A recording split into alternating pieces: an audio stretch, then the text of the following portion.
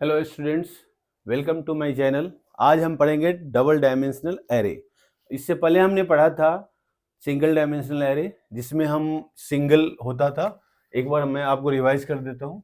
जैसे कैर str, that is a name of variable, and 20। तो ये हमारा जो था सिंगल डायमेंशनल बनता था, और indexes always start from zero. Zero से ही स्टार्ट होगा, 3, 4 एंड सो ऑन। क्लियर। अब हम पढ़ेंगे डबल डायमेंशनल एरे। इसमें क्या होता था कि इसमें हम सिंगल नाम एक डाल सकते थे, जैसे RAJA। तो यहाँ पे RAJA राजा, और यहाँ नल डाल देता था। अगर इसे साथ हम कुमार लगाएं तो वो इसको टर्मिनेट कर देता था, इस पार्ट को नहीं लेता था। तो इस चीज को एलिमिनेट करने के लिए हमारा होता है डबल डायमेंशनल एरे। तो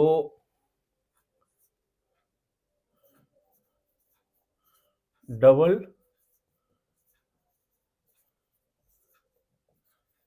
dimensional array. Clear. Now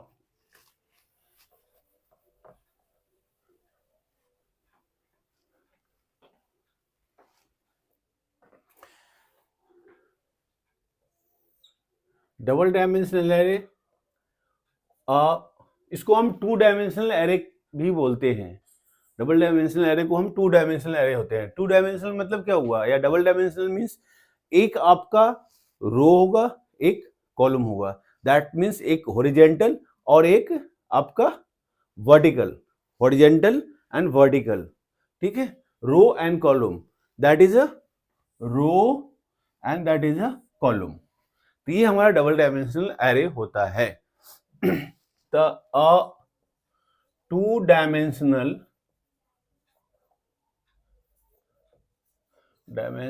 array is an array which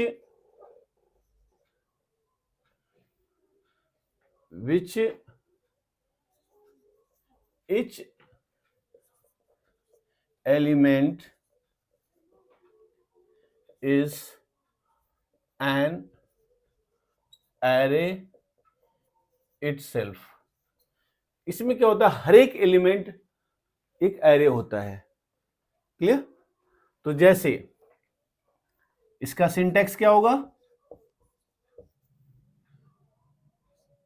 type.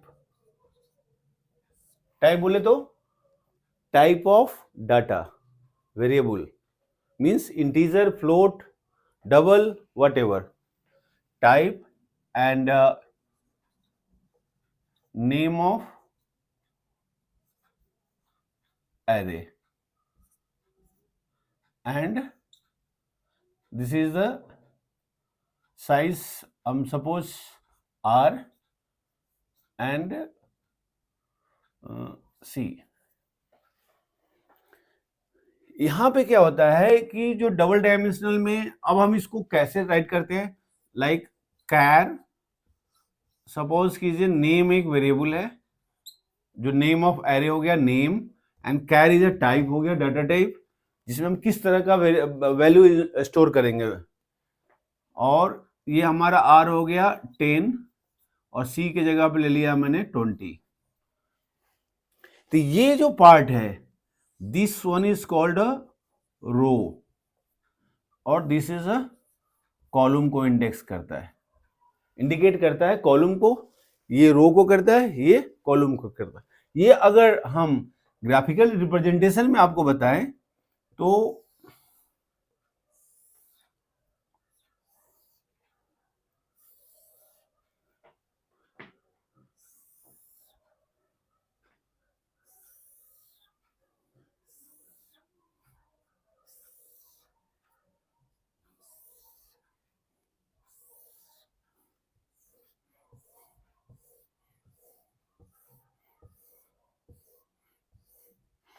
Zero, that is a रो। ये आपका क्या हो गया, रो इंडेक्स हो गया। 0, 1, 2, 3, 4 5 एंड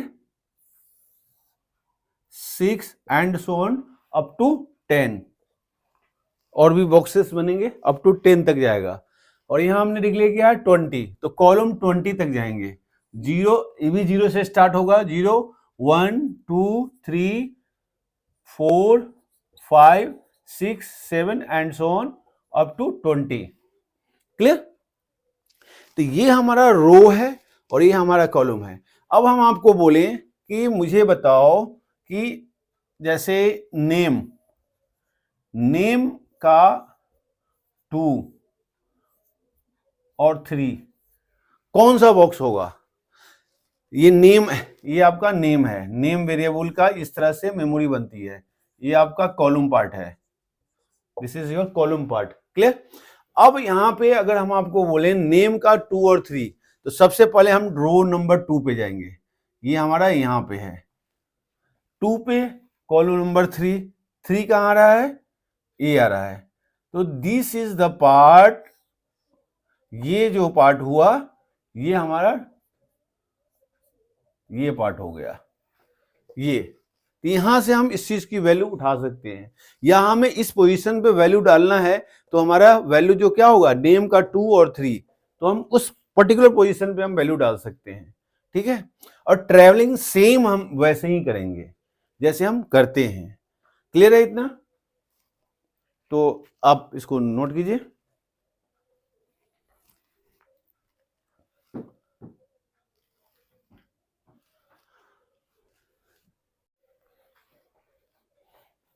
आई होप आप लोग राइट कर चुके होंगे। अब हम इसको मिटाते हैं। नाउ एक हम छोटा सा प्रोग्राम लिखते हैं, क्योंकि सिर्फ थ्योरेटिकल अगर हम आपको बताते रहेंगे तो आपको मजा नहीं आएगा। तो इसके लिए हम क्या करेंगे, थोड़ा थोड़ा बीच बीच में प्रैक्टिकल भी इस पे हम करेंगे, और हम आपको कंप्यूटर पे भी लैब में दिखाएंगे कि किस तरह से हम प्रोग्राम राइट करते हैं और आउटपुट दिखाते हैं। जैसे कि मैंने कई प्रैक्टिकल क्लासेस का डाला है। हमारा क्वेश्चन है find the factorial of given number. कोई नंबर दिया हुआ है, उसका फैक्टोरियल हमें निकालना है। तो आपको पता होगा फैक्टोरियल कैसे निकालते हैं। सपोज कीजिए कि 5 दिया हुआ नंबर है, यूजर 5 इनपुट करता है, तो उसका फैक्टोरियल क्या होगा, 1 इंटू 2 इंटू 3 इंटू 4 इंटू 5। तो इन सब का जो कैलकुलेशन होगा वो हमारा इसका वैल्यू होगा। कितना होगा, 5 4 जा 20, 20 और 60, 120, 120 इसका आंसर होगा। अब है कि इस चीज को हमें प्रोग्राम में डालना है। अभी तो हमने 5 कर दिया, अगर मैं आपको बोलूं कि 25 का मुझे दिखाओ फैक्टोरियल निकाल के, मैं बोलूं कि 77 का फैक्टोरियल निकाल के दिखाओ, मैं बोलूं कि आपको 102 का फैक्टोरियल निकाल के दिखाओ, this is very typical to write like this. Calculate करना, उसको फिर जोड़ना, ये काफी मुश्किल का काम है। उसके लिए आपको कैलकुलेटर यूज करना पड़ेगा। बट एक छोटा सा प्रोग्राम आप राइट करेंगे और उसमें क्या होगा, उस वैल्यू का फैक्टोरियल निकाल के आपको दिखा देगा। तो हम कैसे करेंगे, हम यहाँ पे क्या देख रहे हैं कि यहाँ पे अगर हम 5 डालते हैं तो एक से मल्टीप्लाई हो रहा है, फिर 2 से, फिर 3 से, 4 5, मतलब बढ़ते हुए इंक्रीजिंग 1, और बार बार क्या काम कर रहा है, वही काम कर रहा है। तो हमने आपको पहले ही बोला हो कि जब भी कभी भी हमें एक ही काम को बार बार कराना है तो हम फॉर लूप का यूज करेंगे, हम फॉर लूप का यूज करेंगे। क्लियर? तो यहाँ पे बार बार एक ही काम हो रहा है, मल्टीप्लाई हो रहा है इंक्रीजिंग में। तो अब हम क्या करेंगे, सबसे पहले तो हमारा काम क्या होगा, given number, that means user will enter the value, user inter करेगा वैल्यू, उसका फैक्टोरियल निकालना है। तो has include iostream dot H, has include conio dot H void main। void और main में डिफरेंसेस होंगे, स्पेस होगा। void main open the braces. सबसे पहले एक नंबर लेना है, तो हमने क्या किया, लॉन्ग इंट ले लेते हैं कि यूजर कुछ भी डाल सकता है। लॉन्ग इंट num1 ले लिया एक वेरिएबल। क्लियर? एक हमने ले लिया लॉन्ग इंट फैक्ट ले लिया, फैक्टोरियल कैलकुलेट करने के लिए। आपको जोन सा लेना है वेरिएबल आप ले सकते हैं। तो देखो होता क्या है कि वेरिएबल हमें वैसा लेना चाहिए जिसका कुछ मीनिंग हो, मीनिंगफुल वेरिएबल लेना चाहिए, ताकि कोई भी हमारा प्रोग्राम पढ़े तो उसको लगे कि ये चीज होगा। तो नम मतलब नंबर के लिए होता है, नंबर इंटर करना, और फैक्ट मतलब फैक्टोरियल निकाल के हम इसमें डालेंगे, 120 जो डालेंगे हम इसी में डालेंगे, इसलिए हमने यहाँ पे फैक्ट लिया। अब फैक्ट में हम क्या करेंगे, 0 डाल देंगे। क्यों? कभी भी हम कोई भी वेरिएबल डिक्लेयर करते हैं तो उसमें by default garbage value stored होता है। अब हम फैक्टोरियल में मल्टीप्लाई करते जाएंगे तो सॉरी इसमें हम 1 डालेंगे, 1। अगर हम 1 नहीं डालते हैं तो उसमें गार्बेज वैल्यू हो, मल्टीप्लाई करेंगे, जैसे ही मल्टीप्लाई करेंगे तो वो क्या होगा, वो गार्बेज वैल्यू में मल्टीप्लाई करेगा। आपका आउटपुट कुछ भी आ सकता है, एनीथिंग, कुछ भी, क्योंकि उसमें गार्बेज होता है। जैसे फॉर द एग्जांपल एक ग्लास है, ग्लास को आप पानी पीने से पहले क्या करते हैं, उसको वॉश करते हैं पहले, देन हम उसको उसमें पानी डालते हैं और देन हम पीते हैं। तो इसी तरह से हम यहाँ पे क्या किए, उसको वॉश करके उसमें 1 डाल दिया, ठीक है, इनिशियलाइज कर दिया। अब हमारा काम क्या है, अब हमारे को लेना है एक, क्योंकि हमें बार बार काम कराना था, फोर लूप लगाएंगे। Int i is equal to क्या करेंगे, कितने टाइम चलना है, 5 तक चलना है। कहां से चलना है, 1 2 3 4 5। तो हम यहां पे क्या करेंगे, 1, स्टार्टिंग 1 है। कोई जरूरी नहीं कि हम 0 से फोर लूप चलाना है तो 0 से ही स्टार्ट होगा, ऐसा नहीं है।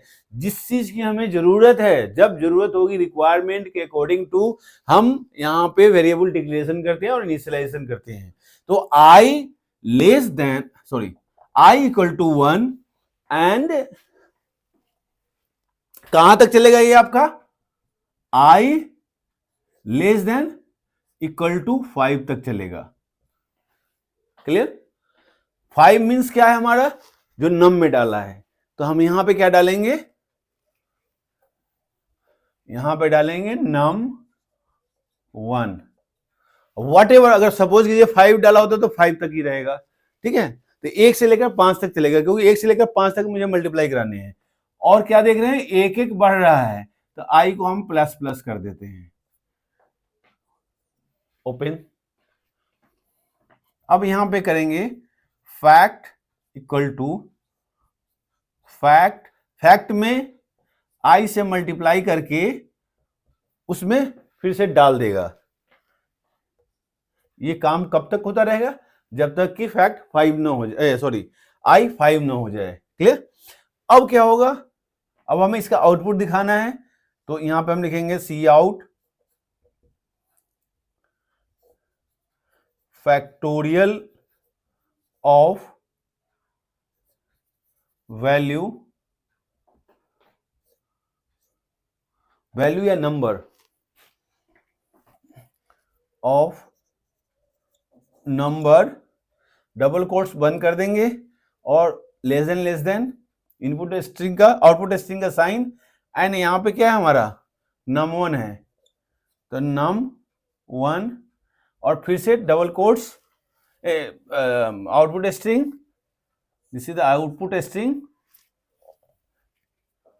लाइक दिस, एंड थोड़ा सा इज लिख देते हैं, इज स्पेस देते हैं, और ये फिर ये डबल कोट्स, जितना भी डबल कोट्स में देंगे एज इट इज स्क्रीन पे दिखाता है। विदाउट डबल कोट्स दिया हमने तो उसकी वैल्यू दिखाता है। तो यहाँ पे क्या आएगा, फैक्ट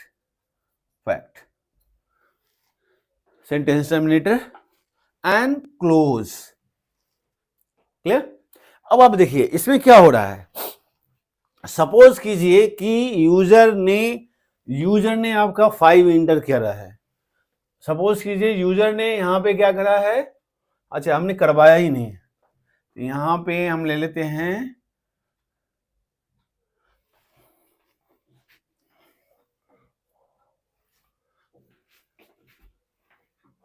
यहां पे करा लेते हैं सी आउट,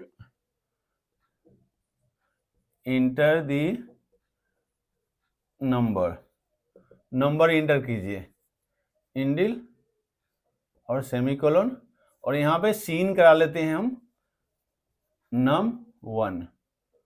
इसको हम प्रैक्टिकल करके भी आपको दिखाएंगे। सीन नम करा लिया। अब सपोज कीजिए यूजर ने नम में आपका 5 डाला, 2 मिनट के लिए मान लेते हैं कि 5 ही डाला है, तो हमारा ये लूप चलेगा 1 से लेकर 5 तक। तो i इक्वल टू 1 से लेकर कहां तक चलेगा, 5 तक चलेगा, इक्वल टू 5 तक चलेगा, ठीक है, इक्वल टू 5 तक चलेगा हमारा।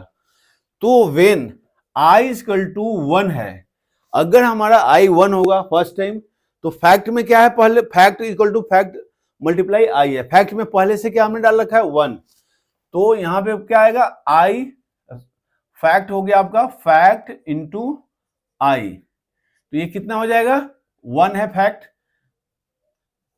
और फैक्ट इक्वल टू 1 इंटू 1, तो फैक्ट में कितना चला गया आपका 1 चला गया, तो दैट इज इक्वल टू 1, 1 में मल्टीप्लाई 1 किया 1 चला गया। अब आपका i कितना हो गया 2।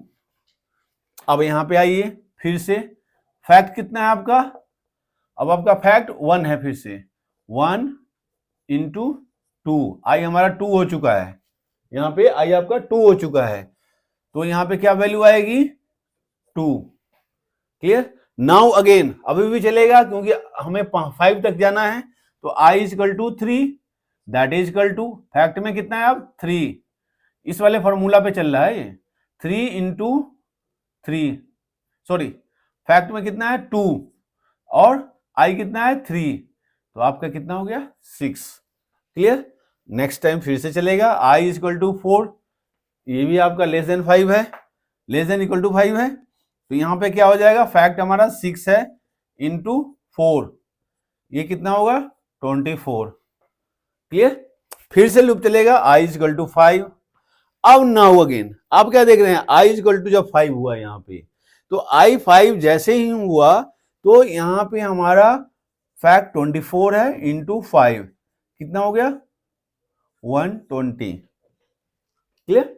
5 तक लूप चला, फिर i हो गया 6, हमने कंडीशन क्या दे रखा है यहां पे, i less then num1, num1 कितना है हमारा 5 है, num1 हमारा कितना है 5 है, तो लेस देन 5 नहीं रहा, क्यों i 6 हो चुका है, लूप टर्मिनेट कर जाएगा, इससे बाहर आ जाएगा, यहां पे आएगा। अब यहां पे आएगा तो ये आउटपुट कैसे दिखाएगा, ऐसे दिखाएगा, देखिए factorial as it is of number, number कितना है 5, वहां पे हमने डबल कोट से फिर दिया है इज, इसी के साथ ही दिखाएगा 120। This is your answer. ये आपको कोई सा भी वैल्यू आप डालें, कितना भी बड़ा वैल्यू डालेंगे उसका फैक्टोरियल निकाल के दिखा देगा। तो कंप्यूटर जो है वो वेरी हेल्पफुल टू कैलकुलेट, और कोई बहुत बड़ा कैलकुलेशन करना है, कोई एक ही काम को थाउजेंड्स लैक्स टाइम करने हैं, तो ये काफी यूजफुल होता है, उस समय आपका कैलकुलेटर फेल कर जाएगा। तो आप देखिए, इसको राइट कीजिए।